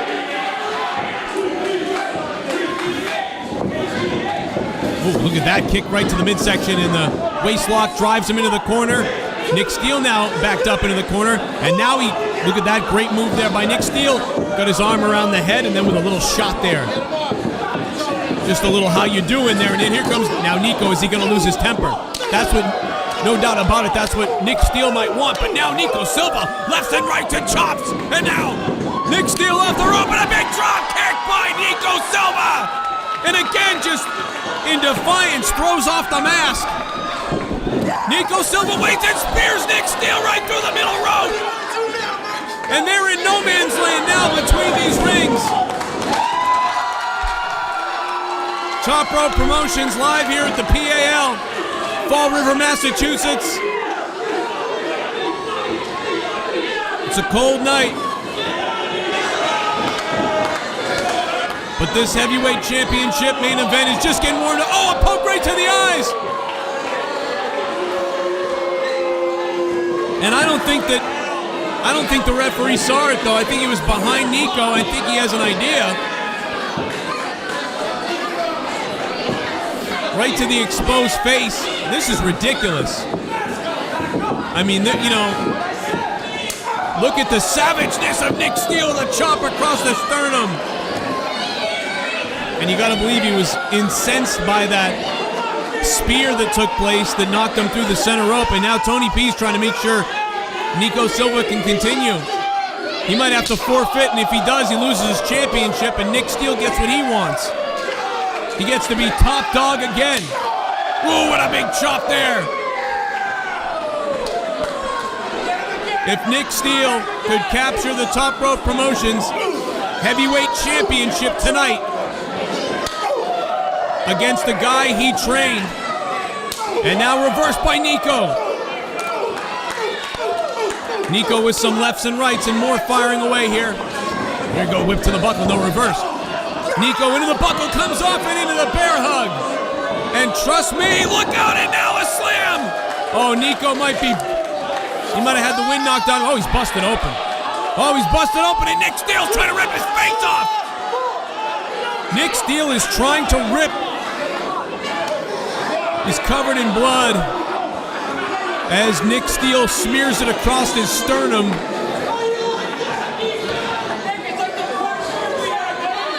And I got a real stalker vibe right now from Nightmare Nick Steele. Oh, Nico, but he didn't get enough of that chop. He caught him in the throat, though. Backs up Nick Steele to the steel barricade. Those right hands, though, not enough. And look at that. Again, Oh my God, Nick Steel is biting him! What the hell is that about? This is almost barbaric type of stuff from Nick Steel. And the Nightmare lights him up with a chop. Tony P's got to get a hold of this thing though. He's got to, head first into the side of the ring. Referee Tony P's counting, but got to do something about this eye gouging and biting that Nick Steel is doing. Oh, with a chop by Nico Silva. He had a few seconds to recover. And he's trying to get desperate going after Nick Steel. The longer this thing goes on, though, I would think it would actually favor Nico Silva. At the age he's at, you would think the endurance, but man, I'll tell you, sometimes people like Nick Steel, grizzly veterans, weathered veterans, they just don't stop coming at you. And now Nico Silva head first. He slipped as he went into the corner and hit his head off the top turnbuckle. And now he's in the other ring. We're going ring to ring here. We've been in the second ring, which is obviously here for our other events tonight, and Nick Steele's going to wipe the sweat off his brow.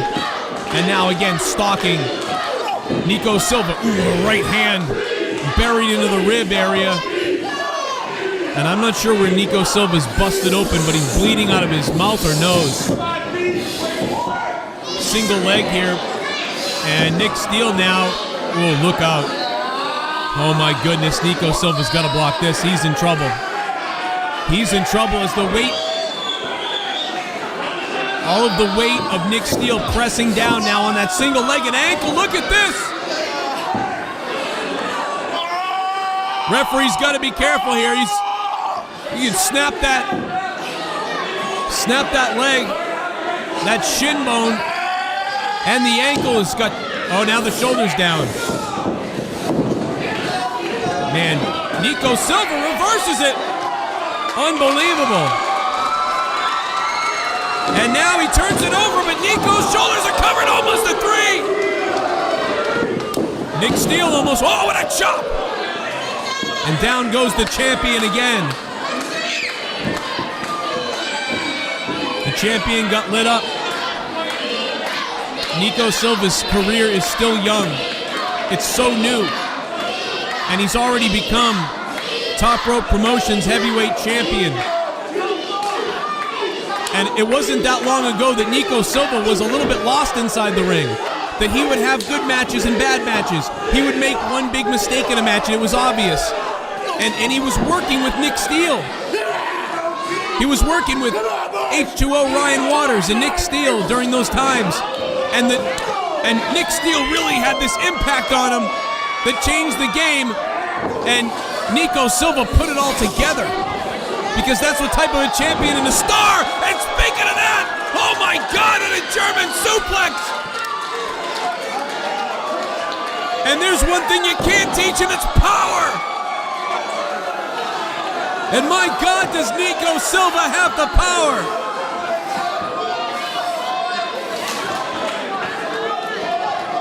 It's got to be surreal to have your own student. Oh my God! An unbelievable succession of German suplexes executed by Nico Silva on the Nightmare Nick Steel, and the champion is looking good. He ducks a clothesline. Oh, Nick Steel's getting slow, and now this crossface, here it comes, right in the center of the ring. This has got to be it for the champion. Wait a second. What the hell is Sydney? Is that Sydney Bacabella? Who is that? What in the hell is he doing out here? Well, I know what he's doing now. He's distracting the referee, and this is ridiculous. This is, wait a second. What the Devil's Doormen are now coming out here, and they're putting Nick Steel's foot on the rope. Wow, this is absolutely sickening. We had a great match going on here. Nico Silva looked like he might be winning the match. in the center of the ring with Nick Steele in a crossface, and now complete shenanigans have torn this thing apart.